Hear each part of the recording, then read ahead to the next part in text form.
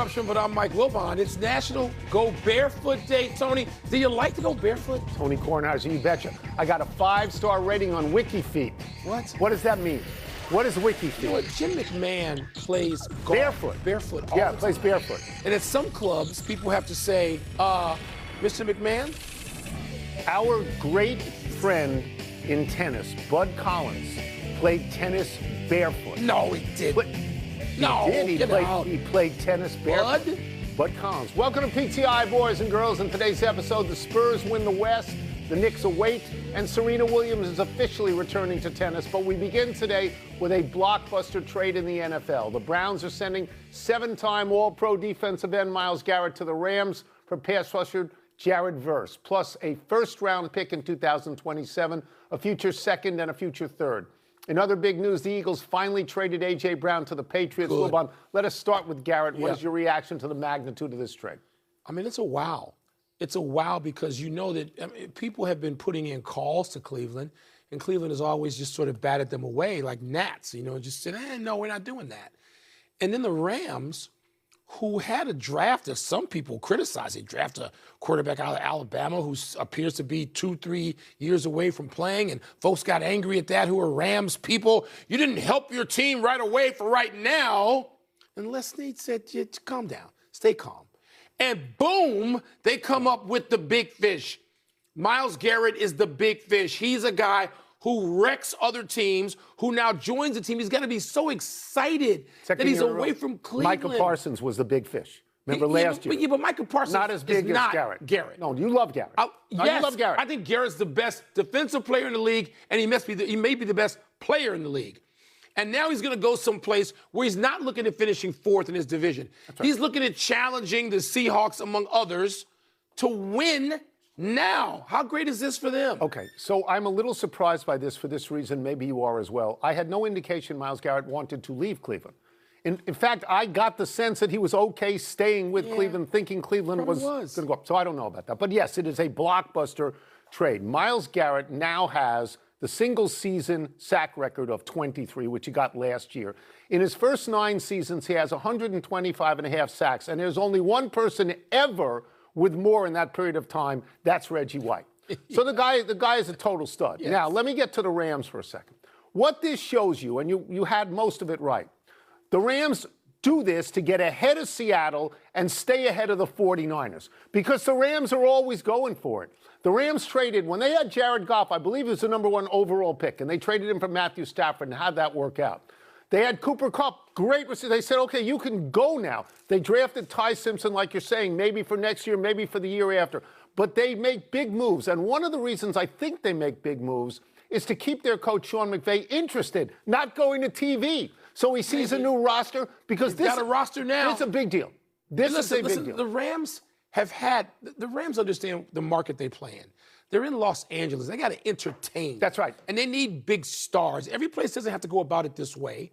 You can build through the draft. You can do all these things with your future. A general manager's job is different necessarily than the coach's job.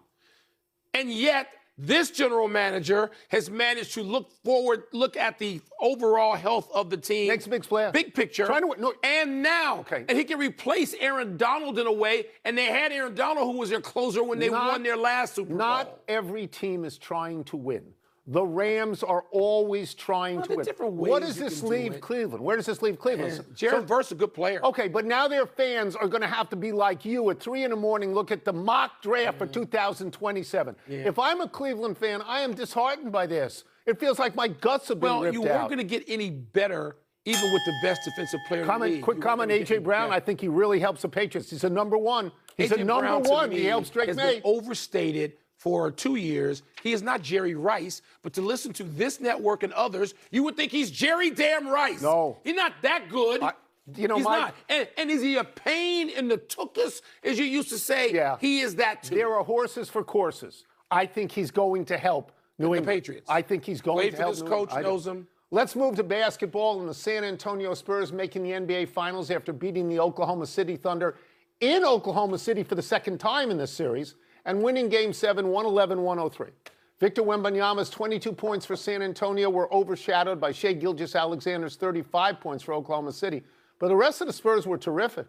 Wilbon, what does this result say about each team? First, let me offer you congratulations on 2 fronts. I believe I had this. One, yeah, but the team of the real team of your life, the New York Knicks, in the finals. Yeah. Right. And yes, you said San Antonio. Months. You're gonna give me some credit on one thing.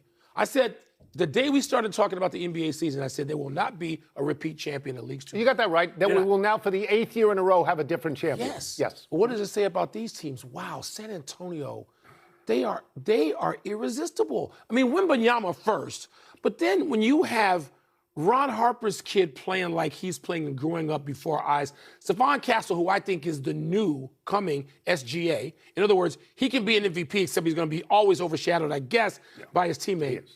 And Wembanyama, man, but they got so many people. De'Aaron Fox, they got Vassell. They got a lot of people who can try and guard Jalen Brunson. Well, nobody's going to do it.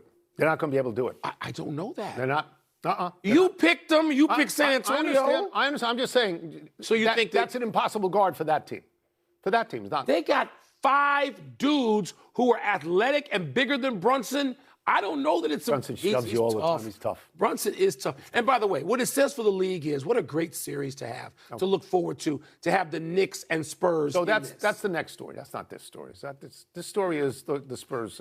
Yeah. Here's what it tells me about Oklahoma City. That it's very hard to win a series when one of your starters and your key reserves are not playing. It's very hard for that to happen. No J-Dub. And you're playing against someone who may be an all-time great. That's very hard. I understand why Gilgeous-Alexander said it means that the season is a failure. But they won more games than any other team in the league. I think when you get away from the immediate disappointment, you realize it's not a failure, but it's possible. San Antonio just had Oklahoma City's number. Do you know what Oklahoma City's record was against the rest of the league? Because it's astonishing. It's 71-14, something like that, and 4-8 against this particular team. The Spurs are different. They are. Spurs are a rocket ship right now, Mike. And here's the thing. How many games they win last year? 32. They didn't make the playoffs. They're a rocket ship. They are. If you're OKC, by the way, just to go, because we're going to wrap up on OKC, what do? You're looking at San Antonio now edge past you, and you did not have your second most important player, who was an all-pro, not just an all-star, an all-pro. Okay, so you don't have him. Do you run it back? No. I hate what happened to Chet Holmgren. He just didn't post. He had a game. He had no game. And so now I believe that that's very likely Chet Holmgren's last game in an Oklahoma City. And you said that to me this morning. You said you thought Giannis was going to end up. Why wouldn't you be calling Milwaukee? So this is something that I think we have to deal with, because there is an assumption led by people like you that there will be a Wembanyama era, and maybe there will be. Yes, maybe there will be. It may have started. But the greatest player in the game doesn't always win. Doesn't win all the time. Right. Wilt didn't win all the time. Wilt hardly ever won. Magic and Bird did not win all the time. They had each other. They had to battle. Okay. They didn't win all. Kareem did not win all the time. Jordan did not win all the time. The only guy who won all the time was Bill Russell. Right. But Bill Russell was never said to be the greatest individual player. No. Right? So, but from what you saw with San Antonio, and you were late, you didn't want to come there in November, December. You waited. Because of you, because you were slurping the guy too much. Now you were right there, shoulder to shoulder, marveling at this kid with all of us, right? Yeah. No, he is a marvel. He may end up being the greatest basketball player of all time. That doesn't mean it's not 1-on-1. Right. It's 5-on-5. His cast is pretty good. That's pretty good. Pretty good in Game 7. Wait till you hear what I have to say about this. Okay. Go ahead. The Spurs now host your Knicks in Game 1 of the finals Wednesday night. The Knicks will have had 8 days off by the time they tip things off, and 53 years since they last won the title. Tone, your initial thoughts on this matchup are what? My initial thought was that the Knicks were lucky to get San Antonio and not Oklahoma City, because Oklahoma City has been a champion. They know the schedule. They know what's going on. They're not aspiring to it. They get it. San Antonio is ahead of the curve. We didn't think that they would be here this year. So they are neophytes, and so are the Knicks. They are. My second thought was that, and I said this to you a minute or so ago, I don't think that anybody on that team can guard Jalen Brunson. I think people on Oklahoma City could guard Jalen Brunson. I'm not sure that San Antonio can guard him. I think in Karl Anthony Towns, the Knicks have somebody that Wembanyama has to worry about. This isn't like going against Hartenstein and Holmgren. It's not. He's a much more accomplished player. And I'll give you a stat. By the way, Mitchell Robinson's injury could hurt them, though, because they need minutes. Because Karl Anthony Towns, I love him. He gets in foul trouble. He does. Let me give you a stat that's crazy. Okay. There are in the NBA now, there are 20 people in the NBA who have been the primary defender against Wembanyama for more than 100 minutes in his career. The one who has allowed the least amount of points is OG Anunoby. So if you have the combination of Anunoby and Towns, that's something that Wembanyama has to worry about. And my third point here would be, and I mean no disrespect to the greater area of San Antonio, Texas, or their great fans. I think it's different to go into New York City and Madison Square Garden. I think that can be shocking to the system for a little while. Maybe it allows the Knicks to steal a game here or there. They played once in the Garden this year. You know what the final was? It was big. 25. The Knicks won by 25. Let me say this. Wembanyama wants all the smoke all the time. Okay. And he looks at the Garden. To me, I'm going to say this. I can't believe I'm saying this. Like Magic and Bird and Reggie and Michael and Kobe and Shaq, he wants it.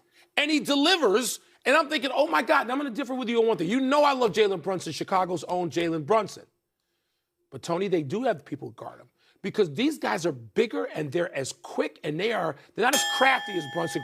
Brunson's the craftiest guy in the series. But when you have... Tough. He's so physically tough. By the way, this is a hell of a series, isn't it?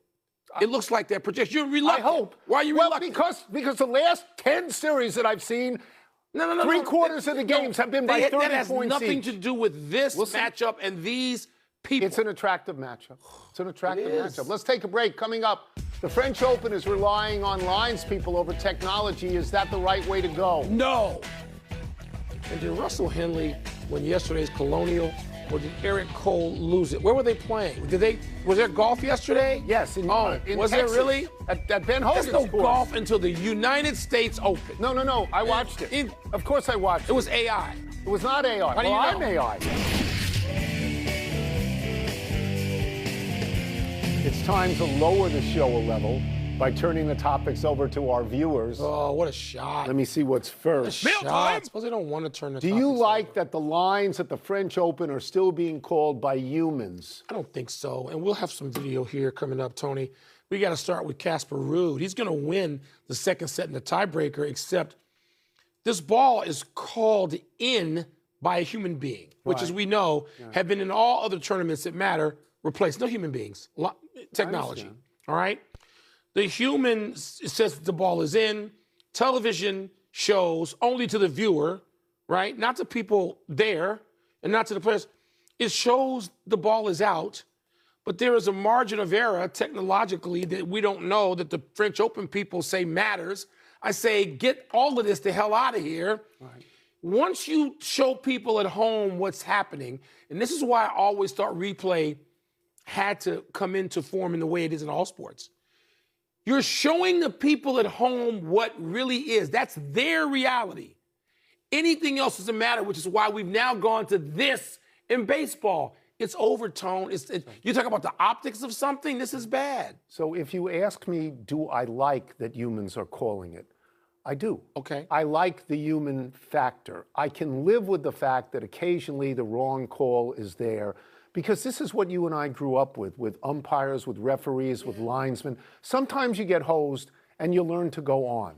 But it strikes me that my position is overly romanticized and overly nuanced, and that if the technology is there, we need to trust the technology and move into this brave new world. You talked about this. I love that. I love the ball strike challenge. I love it for three reasons. But you can't have it both ways. One, they get it right. Okay. Two, they reward the correct challenge and they punish the bad challenge. So what they have done, they've made technology exciting. I didn't think do that with this. I am. Yeah. I'm just saying, in my heart, I would like to have humans, but I think we're past that. You know what's weird about that piece of video? It's dated. It's like John McEnroe's going to start screaming at somebody. Right. You know, which that was the coolest part of that ever when that would happen with Mac. It's over for that, Tone. It's done. I understand. I know it's kind of sad. I have regrets. That's all I'm saying. Did Russell Henley win the Colonial, or did Eric Cole lose it? Okay, for those of you who didn't watch, like you, Like and me. I did watch, Yeah. the only way you can theorize that Cole lost the tournament is if you look at the birdie putt on 17 that he missed. Right. It was about a 10-footer. He was a little bit to the left. And you say, well, that was the end of the tournament. But in fact, it wasn't like he was over par on the back nine. In fact, he was 1 under on Sunday on the back nine. No. Russell Henley won this. He went birdie, birdie, birdie on 16, 17, 18. He was 3 strokes down. He tied it. He gets to a playoff with Cole.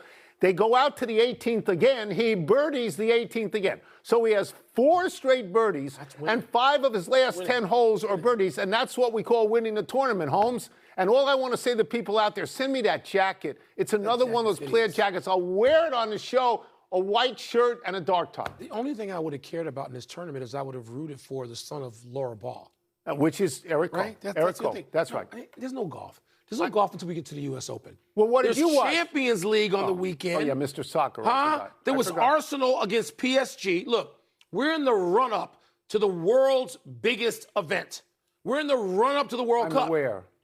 Okay, I'm then, aware, but, then it didn't. As you get but ready none of for those teams are in the World Cup. By the way, Tom, right? Those are private teams, not clubs. not public clubs, national but the teams. players are all in there. The players from both teams, a glut of them, from both PSG and Arsenal. And I'm told by people who know more about this, like my special correspondent, Jordan Ross Wilbon, who I watched with, that the game wasn't particularly great. A lot of people hate the way Arsenal plays. They don't go for anything stylistically. Win, it's challenging. Right? They lost. And Arsenal PSG lost in penalties. But you got to come on now.